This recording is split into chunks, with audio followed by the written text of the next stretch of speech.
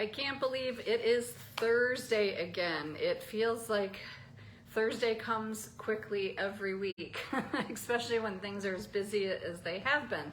So I hope all of you have been doing well. We're definitely watching out for our friends in Florida and on the East Coast that are affected by the hurricane so far. Everybody that we are close to in the animal welfare industry is doing okay. So I'm happy to hear that, and I hope you guys as our supporters and followers weren't deeply affected by it as well. And if you were, our hearts go out to all of you. So what have we been doing in the last week? Well, you guys have been part of our big news. Last week was a big week because we had Meredith and Dr. Krishner here, who were part of the IFA Pride Rescue and did vet days, and so that was kind of a whirlwind of a week. And at the same time, we had staff going out on a rescue to Michigan when we received a call from the USDA and the Department of Justice, and brought back 4 cats. Those were all of the cats at the property. And so probably a year ago or longer, there was more cats there, but by the time the civil surrender took place, there was only 4, and so we had agreed to take all of the Wildcats that were at the property. So you've got to meet all 4 of them now, and we knew everybody would be really excited about the fishing cat, Sushi, but I know there's some questions, so definitely want to give you as much as we can. So whenever we get called, and remember, we've been in the business 20 some years, I've been in the business, and we always get new species. So not every time is it cougars and bobcats, but remember, at one point in time, our first bobcat was our first bobcat, our first cougar was our first cougar. So it is our first fishing cat, but not our first time getting a new species. Just a few years ago, cheetahs were the first time. We've had Joffrey's cat, 2 Joffrey's cat here at the sanctuary as well. So what we do is we definitely do our research on the species, but the species specific is only half the puzzle, because we also have to look at the background of these animals and how they've lived.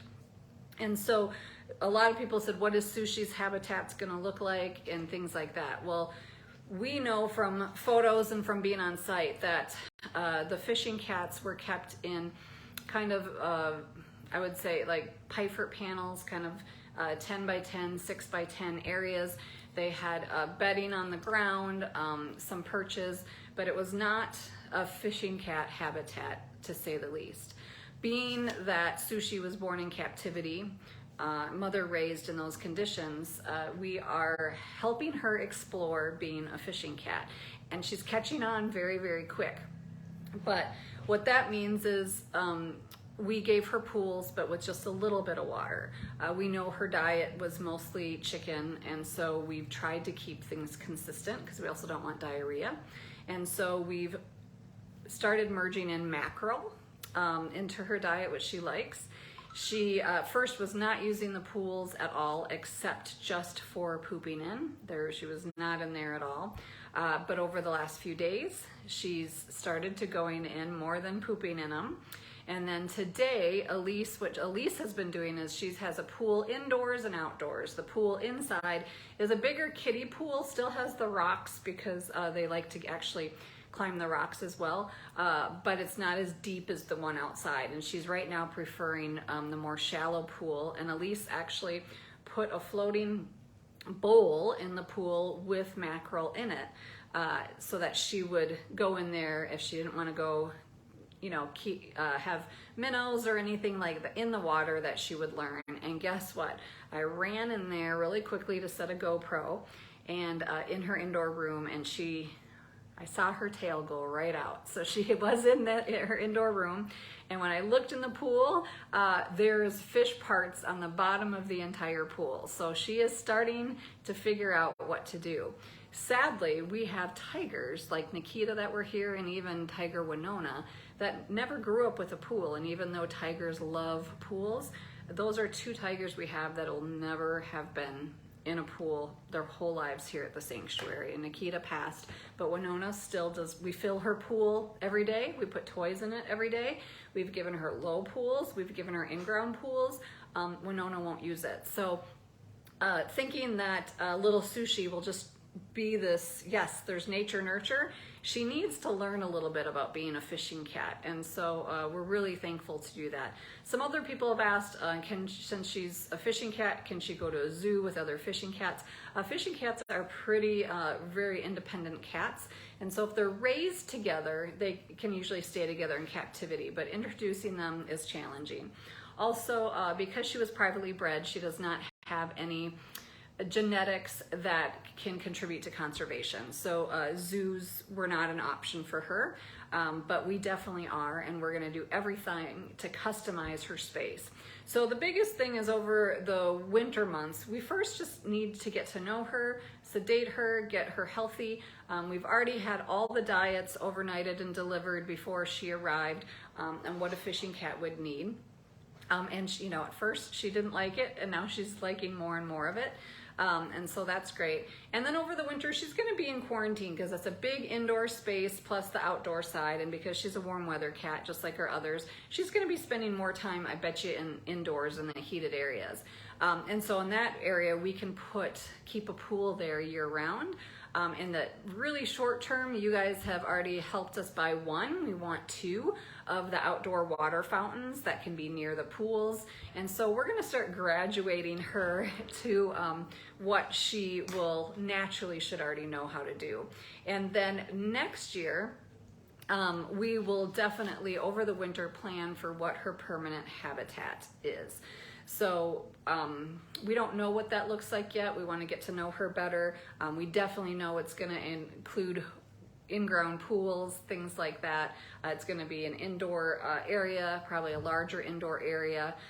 So we've already done all of our research, not only on fishing cats, but we're also now getting to know Sushi as an individual. So definitely be rest assured, we're going to make sure she gets to bring out her wild instincts, not only as a feral mother-raised cat, but as a fishing cat. Species. So we're excited about that. And we're not the first sanctuary to have fishing cats. There's been a couple sanctuaries that have had fishing cats, and they've done really well as single cats and in a sanctuary environment. So we're just so sad that fishing cats are kept as pets because yes, they might play in a pool, or they might play in a bathtub, but are they really getting the environment they deserve? So that's definitely what our goal is here. Getting to know Thane has been great. He came with a broken toe. We're really interested to do his intake exam and see if there was more broken or crushed. We don't know if x-rays were done. We weren't given any records, but they might possibly have been done. But when we do his whole intake exam, we're going to be sedating him and do full body radiographs like we do on all of our servals because of the metabolic bone disease issues, especially if they're not getting enough calcium, and especially knowing that we don't know how Thane injured that toe, but it looks like there was more injured than just the toe, even though he's recovering really well. We don't have those scheduled yet. Part of it is we want to make sure the cats aren't stressed and they can decompress from transport, that we can get to know them before we schedule an intake exam and stress them out again. The male and female Caracals are doing wonderfully too. We're watching, like we said, her closely. We know their background is they were proven breeders. The owners told us that they thought for sure that the female was pregnant. We do know she's missing fur on the back of her neck and back, which is a sign of mounting. We do know that the male is no interest in mounting her now.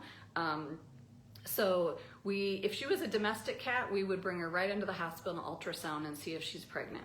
But because she's not, we do not want to sedate her if she is potentially pregnant, because that can cause other health issues. And so we're just kind of waiting this out carefully. And we don't want to have babies here. A lot of times if we didn't know the background, she probably would be sedated for an intake exam and spayed, and we might find something at that point.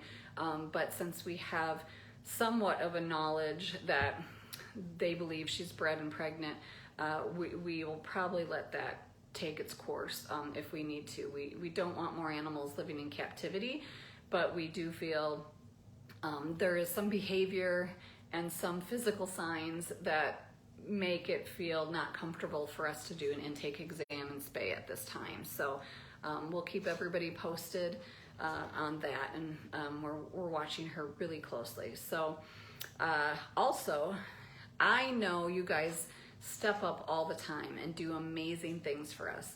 We were really hoping that the Caracal sponsorship fundraiser to name a Caracal would really increase donations, because we have big expenses for these for not only the customization for the fishing cat, but they all need their intake exams. They all need medical exams, their blood work done, which, you know, it runs a couple $100. They're going to need microchips, which is about $70 per cat.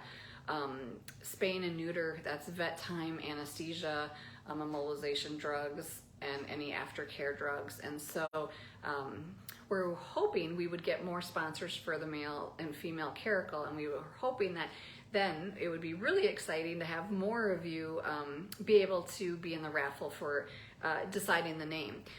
Right now, I'll tell you, if you've ever wanted to sponsor a cat, especially for $25 a month or $300 a year, now's the time to do it, because those Caracals don't have that many sponsors. I appreciate those that have stepped up, but it takes multiple sponsors to cover their care. And then you right now would have 1 in 4 or 1 in 3 chance, and maybe if we get a couple more, my goal would be 6 sponsors per cat. So then that's still a 1 in 6 chance of getting to choose a Caracal's name. So that's, I think, a pretty cool thing. We've also had a lot going on. Sadly, we lost Bob Barker. Bob Barker's mostly known for The Price is Right, but to us, he was known for much more than that. In the animal community and the sanctuary world, Bob Barker was a big contributor and advocate for animals, and we benefited from his living legacy and his compassion while he was here. So it was greatly missed, and we received unexpectedly, didn't expect that media would be interested in his contributions to the sanctuary. And so unexpectedly this weekend, Gina filled in and did some media interviews. I had media on site Monday and did media interviews, and now we have some media interviews, people interested in the Michigan case. So that's been kind of taking up a little bit of our time. It was really fun to see Serval's Fiona and Bruno fully merged with Lloyd, the Savannah. I've been out there, and they all are kind of lounging in their own spots. Fiona always loves to hiss at me, but they've been in the room together and everything, so that's a full merge. And hopefully Judson's working on, and Olivia, getting more photos to share with sponsors. The other thing is Fargo. We can't forget all the new cats that have come here. It's not just the 4, but Fargo, the F1 Bengal, who's really pretty much full Asian leopard cat, was merged out into a bungalow with Dream, F1 Bengal Bonsai, F1 Bengal Kisa, and domestic Bengal Felix. And he first spent some time in a small indoor-outdoor area in the bungalow and in the yard. Then he got let out into the bungalow building just with Dream and Kisa, and today sponsors will get this update in the next few days once Judson gets photos. He was out exploring the habitat and doing great with all of the cats, so that was a win-win, and we hope that today was the first day he's fully walking around and things, and so we will definitely give updates to sponsors with photos first, so stay tuned for that.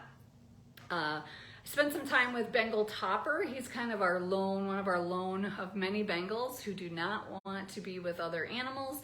And so I got to spend some sweet time with him. And he was just being a doll. And I kept trying to talk to him into wanting to be with other cats so he could be, around others more. But he just wants a lap and one person. So that was fun to see with him.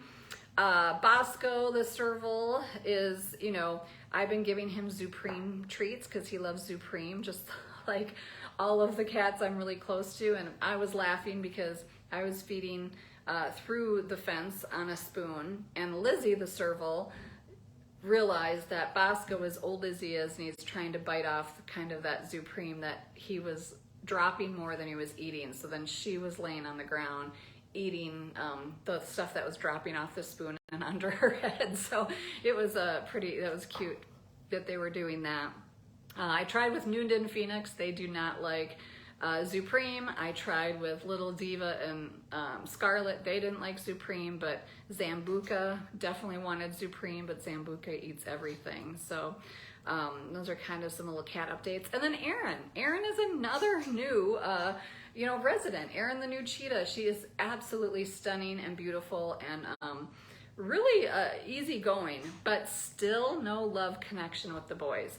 Now, she's not afraid of them. She's willing to walk up the shared wall. She's willing to, sit near the fence. But she just has no interest. So originally for winter, we were going to think of putting a howdy door in between the boys and her in the building so that all winter long, if she's spending more time inside, that she could see them. We've decided, I don't think Erin wants to see them in the building. So the cheetahs are going to stay where they are this year. They're not going to move up to quarantine. And what we're doing is volunteers are coming this weekend and they're going to be painting those indoor rooms, 4 indoor rooms, so that they're a brighter color, much like we've done with Shazam and other cats' rooms.